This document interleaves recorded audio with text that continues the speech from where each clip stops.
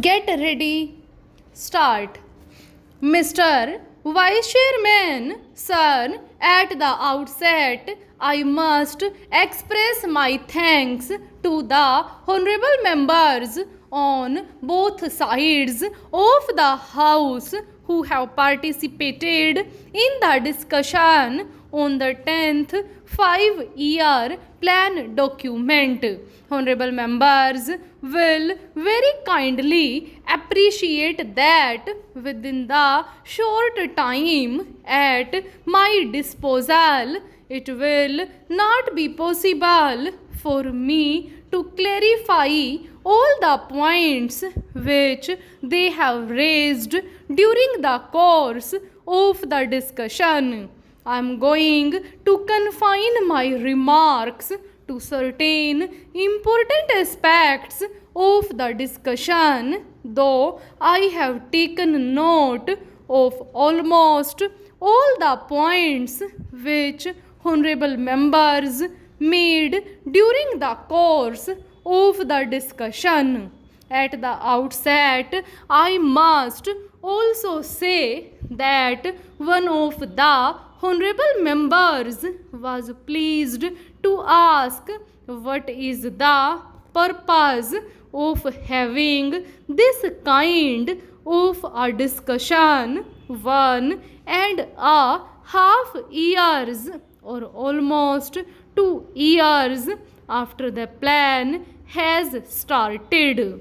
I do not know whether honorable members do recollect that my predecessor Mr. Tiwari had circulated a note to all the members of this house, particularly about the 10th plan framework, and he expected that the honorable members will be able to send their remarks to the minister and also to the planning commission so that before the draft document of the 10th plan is prepared and finalized, their views could be taken into account. How many members sent this kind of information is a matter which I will have to inquire into, but that exercise was gone into and now the plan was finalized in February 2001, and thereafter we have taken the earliest possible opportunity to see that the plan is discussed in both the houses. Sir, I am aware of the fact that the international situation and also the internal situation in which this 10th 5-year plan has been finalized will definitely have some kind of an impact on the plan document as it was prepared and how we will be succeeding in trying to avoid the adverse effects it might have on the achievement of the physical targets that we have set for ourselves at the end of the 10th 5-year plan.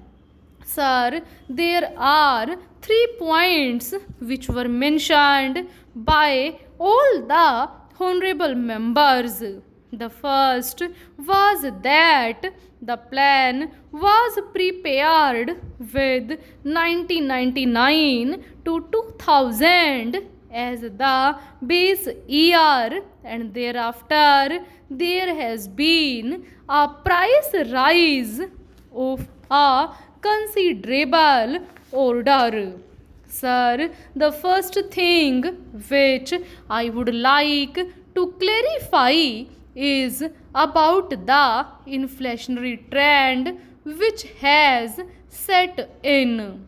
One of the honorable members, Shri Shankar Ghosh, a very experienced member of this house who had also been in the planning commission and knows the intricacies of how the things are being worked out, has been pleased to state here that the rate of inflation is very high, and added to that the balance of payments position is going to be very bad compared with the percentage that we have worked out for the 10th plan as a whole for imports.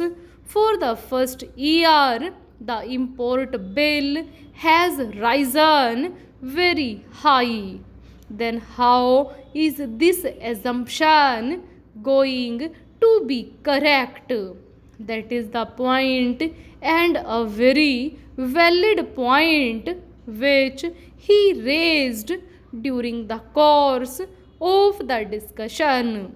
Sir, he also mentioned about the Honorable Finance Minister making his speech at Kanpur, wherein he seems to have made a reference that a little inflationary trend is a kind of a stimulant to the economy.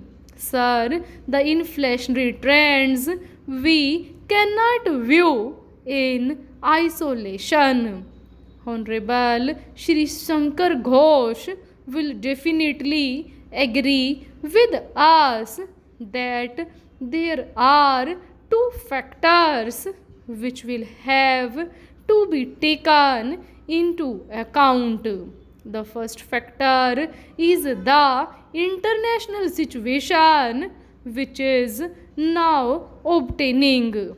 Secondly, whether we like it or not, we have to import the oil products.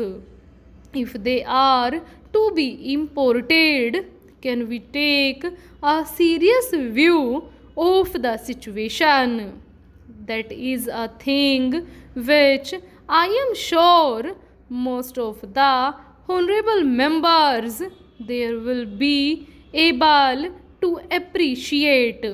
The second aspect is why is it that we have such a high import bill in 2002 2001 when the plan itself commenced, and when we were talking in terms of 9% immediately in the very first year it jumped. I am sure that most of the honorable members are aware of the fact that it is on account of the kind of legacy that this government got. I would not like to dilate on that issue, but the fact of the matter is that the agricultural production had gone down. Even in the industrial sector, there was a decline of 1.4%. The coal production had considerably gone down in terms of production, and the electricity generation was at the lowest. If we had to make a beginning which in fact is within the control of the government of India, with these infrastructural facilities which will have to be provided both in the agricultural sector and the industrial sector. Full stop.